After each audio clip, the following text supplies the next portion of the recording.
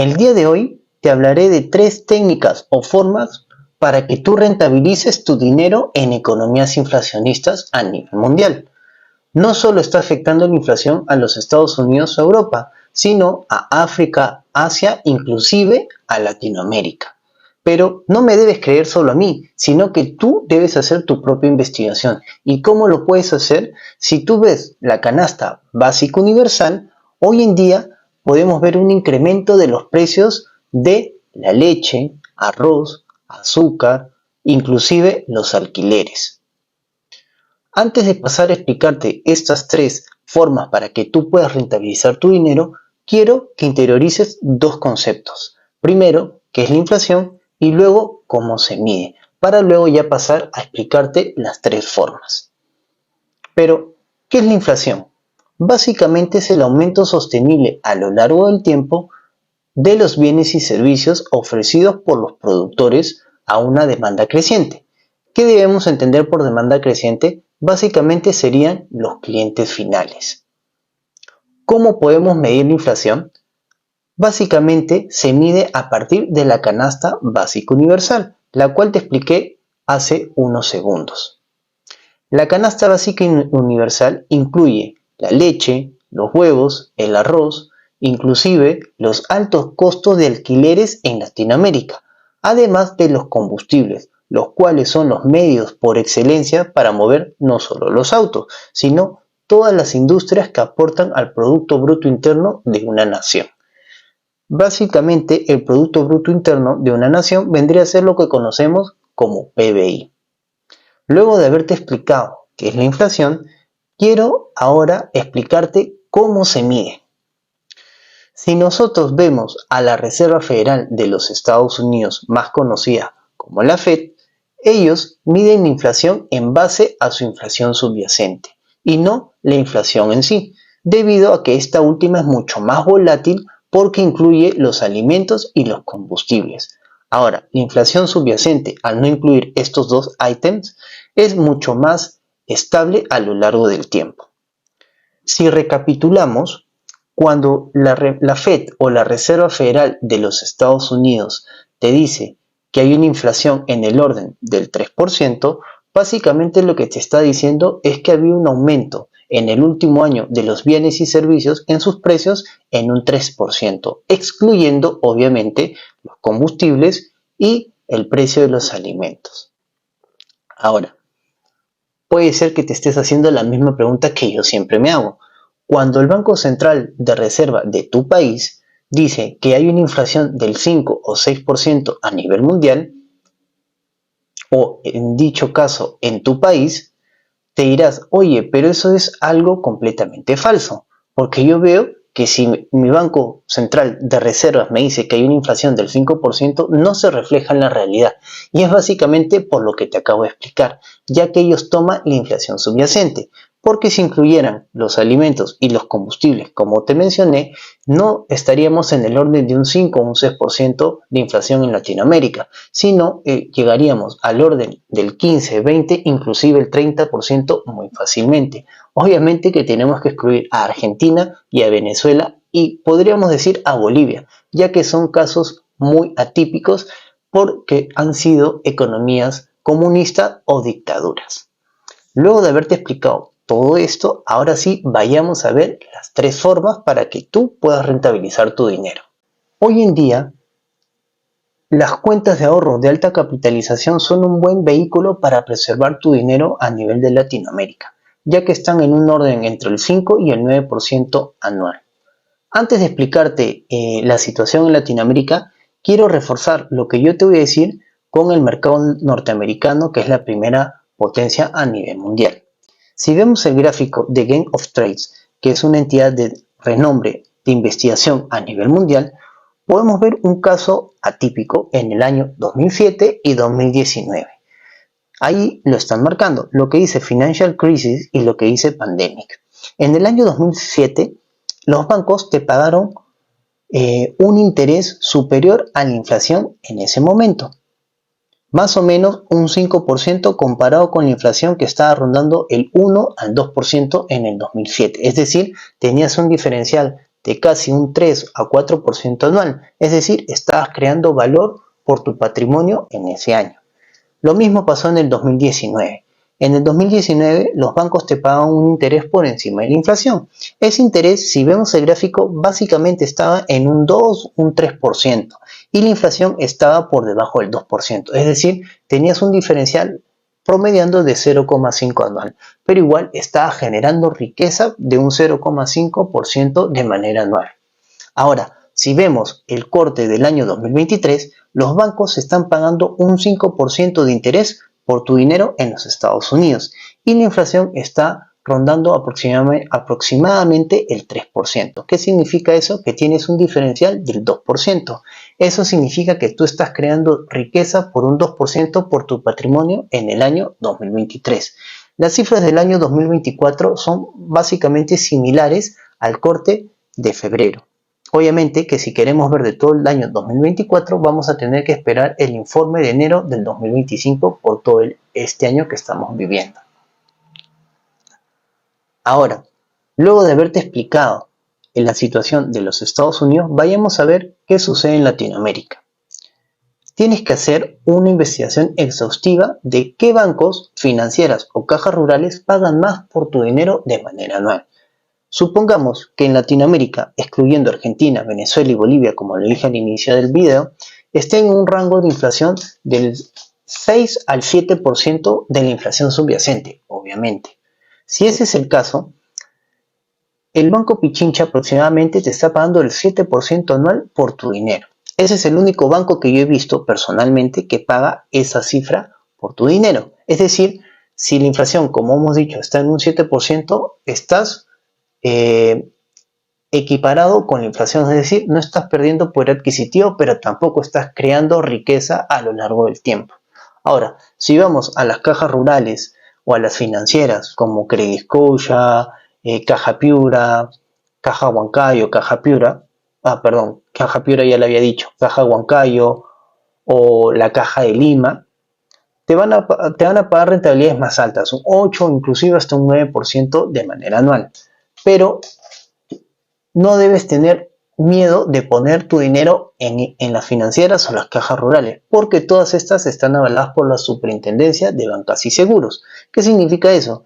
Que si es que ocurriera una crisis financiera en tu país o si es que dicha financiera o caja rural quiebra, la SBS haría un rescate por tu cuenta. Por eso también tienes que capacitarte financieramente y leer todo lo que dice la Superintendencia de Bancas y Seguros de tu país, porque de manera mensual y anual dan reportes.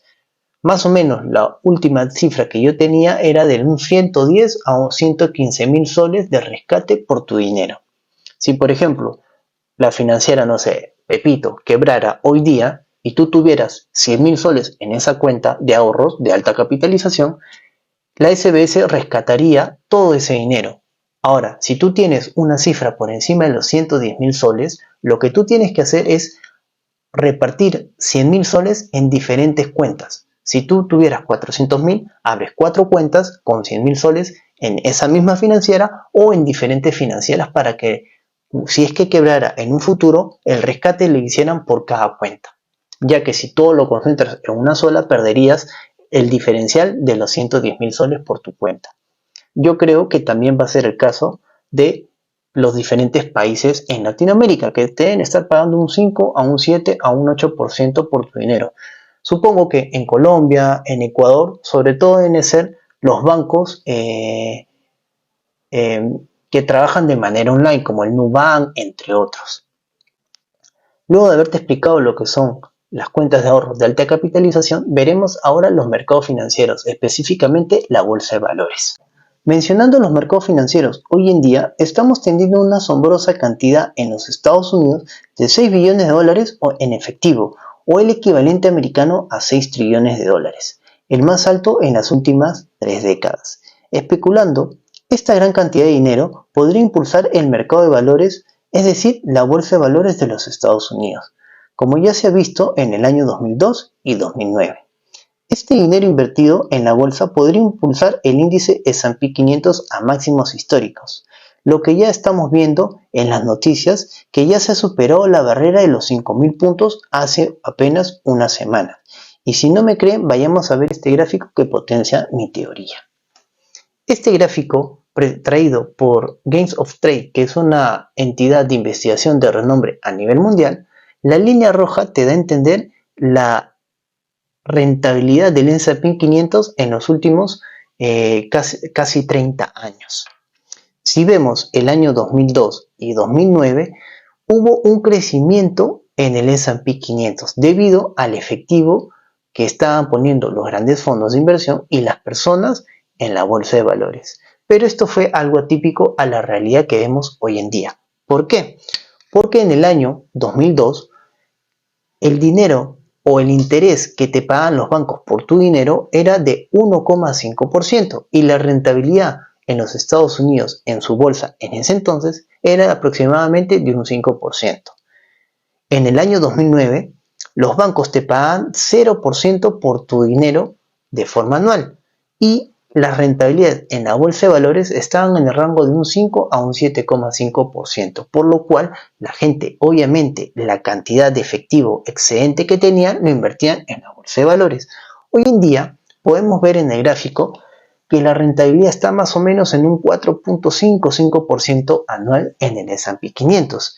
Pero si tú comparas con el dinero o la tasa de interés que te están pagando los bancos americanos por tu dinero, que ronda el 5%, los norteamericanos están prefiriendo ahorrar su dinero en los bancos con un 5% que es asegurado que no vas a tener una volatilidad y vas a preservar tu patrimonio, en vez de invertirlo en el S&P 500 que te está generando la misma rentabilidad, pero obviamente que es mucho más volátil, ya que puedes perder dinero como ganar dinero. Es decir, el inversor americano está siendo hoy en día más defensivo.